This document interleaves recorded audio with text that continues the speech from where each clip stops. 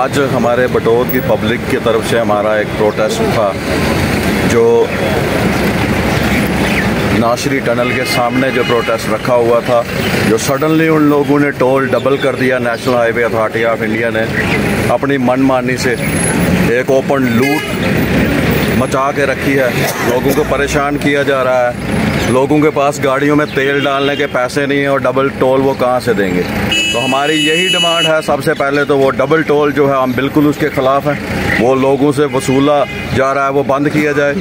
दूसरी हमारी ये डिमांड है कि हमारा जो सराउंडिंग एरिया है, जितना भी चनैनी नाशरी टनल के, ख़ास करके हमारा बटोत, जो हमारा सनासर, जो भी सराउंडिंग एरियाज़ हैं, उनको बिल्कुल टोल माफ़ किया जाए। ना ही कोई पास, बेशक इशू करें पास, लेकिन पास जो है वो सिर्फ उनके आधार के बेस पे उनको इशू किया जाए, जिसकी मंथली कोई फीस नहीं होगी और उसकी कोई वो लोग मंथली फीस नहीं देंगे। बिल्कुल टोल फ्री किया जाए हमारे इलाके को। हम यहाँ टोल नहीं देंगे, ये गुंडागर्दी टोल वालों के यहाँ बर्दाश्त नहीं करेंगे। आए दिन हमारे ड्राइवरों के साथ वहाँ मारपीट की जाती है, उनकी मनमानी से वो अपनी बिल्कुल चला रहे हैं, ड्राइवरों को मार रहे हैं, तो ये भी बर्दाश्त नहीं किया जाएगा और टोल फ्री किया जाए हमारे इलाके को। बाकी हमारे यहाँ बहुत सीनियर सिटीजन हमारे बीच में है, बाकी अपनी बात से ठीक 23 तारीख से जो कि 80 रुपये टोल था नाशरी में, उसको डबल कर दिया गया 160 रुपये।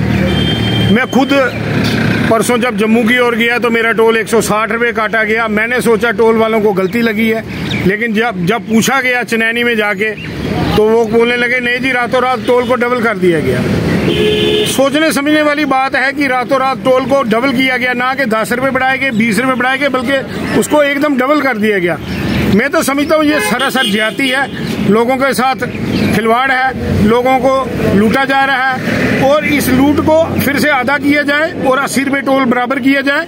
और दूसरा, जो बटोत के लोग हैं, नाशरी के लोग हैं, जितने भी इसके सराउंडिंग के लोग हैं, उनको टोल माफ किया जाए, उसके लिए अलग लाइन होनी चाहिए।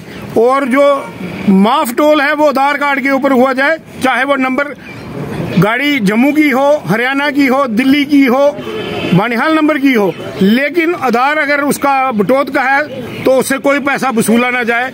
हमारी माननीय डीसी साहब से यही गुजारिश रहेगी कि इसमें इंटरफेयर किया जाए और इसको कम करवाने की कोशिश की जाए। धन्यवाद।